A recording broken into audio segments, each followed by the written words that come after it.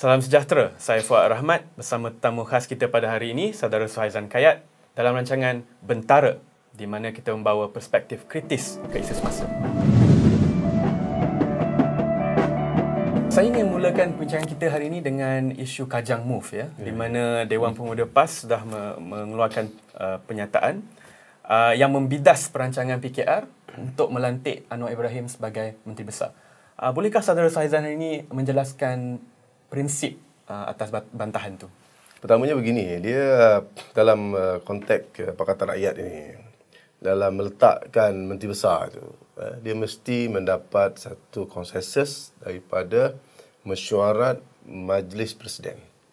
Apa yang kita sebut, kita tak setuju itu adalah kerana pemesyuarat Majlis Presiden itu belum memutuskan lagi.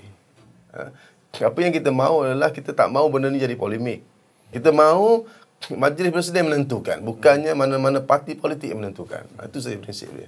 Jadi Dewan Pemuda tak ada masalah dengan Kajang Move, cuma cara pengendalian dia, ya. Kita ada masalah benda tu, maknanya dia perlu dilaksanakan dengan baik. Sebab begini, pertamanya adalah kita nak suasana dalam Pakatan Rakyat itu harmoni pertamanya. Yang keduanya rakyat tu sendiri. Sebab kita nak memilih pemimpin kepada rakyat, bukannya pemimpin kepada mana-mana parti politik.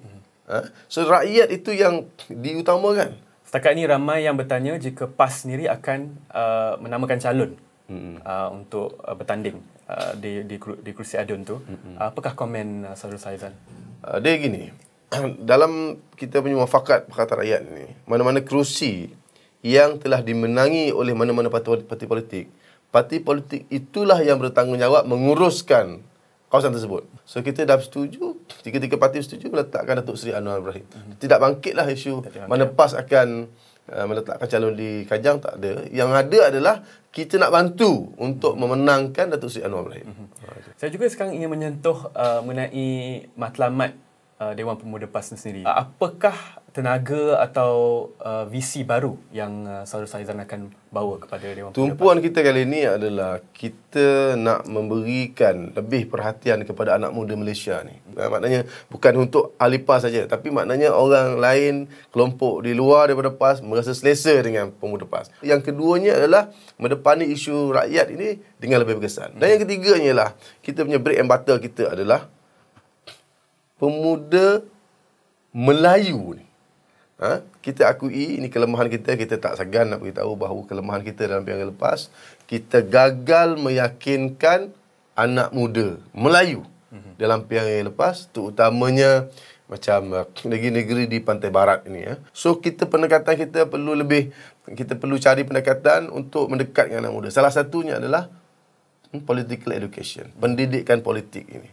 Saya menyusul lagi isu anak muda ni. Ramai yang menganggap bahawa agenda-agenda yang sering diutarakan oleh golongan-golongan yang boleh digelar ulama dalam parti PAS ni membataskan potensi parti itu untuk mendapat dan meraihkan sokongan orang muda.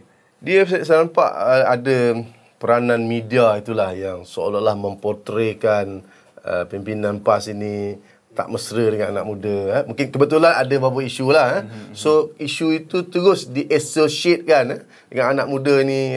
Tu seolah ada terpisah anak muda itu kan. Dan kita mengakui benda tu memang hasilnya persepsi itu menyebabkan kita rasa macam seolah-olah wujudnya perbezaan ini. Kita perbaiki sekarang ni dengan membanyakkan program-program engagement dengan anak muda ni. Apa program-program anak muda kita hadir, mana kita boleh tegur, kita tegur. Tapi kita mengelakkan menghukum mereka. Kalau kita menghukum mereka tu, kita dah menjarakkan diri kita ke mereka. Dalam perbualan ini, tumpuan Saudara Suhaizan banyak kepada pemuda Melayu dan isu Islam. Apakah mesej Dewan Pemuda PAS kepada pengundi-pengundi yang bukan Melayu? Dia gini, konsep dia.